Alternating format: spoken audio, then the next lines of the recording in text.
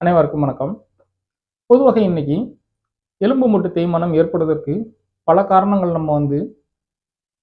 நமக்கு தெரிந்திருந்தாலும், இளமை காலங்களிலேயோ அல்லது இந்த மிடில் ஏஜ்லேயோ இதற்கு முன்னாடி நம்மளுடைய முழங்கால் மூட்டு பகுதியில் ஏற்படக்கூடிய ஃப்ராக்சர் எதிர்காலத்தில் மூட்டு தேய்மானம் வரக்கூடிய ஒரு வாய்ப்பை உருவாக்கும்.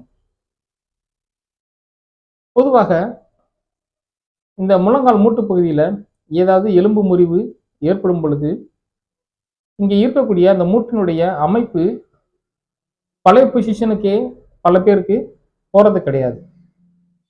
ஏன்னா அந்த மூட்டு ஹிஞ்ச் டைப்னு சொல்லக்கூடிய ஒரு வெரைட்டி, அதாவது கதவை திறந்து மூடுற மாதிரியான ஒரு அமைப்பு, மடக்கிறது நீட்டுறது மட்டும்தான் இருக்கும்.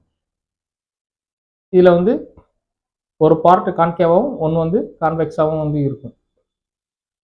அப்படி இருக்கக்கூடிய அந்த மூட்டு பகுதியில் டேமேஜ் ஆகும் பொழுது அதோடைய அந்த ஹிஞ்ச் டைப் பார்த்தீங்கன்னா கரெக்டாக போய் மூட்டில் பொருந்துறது கிடையாது.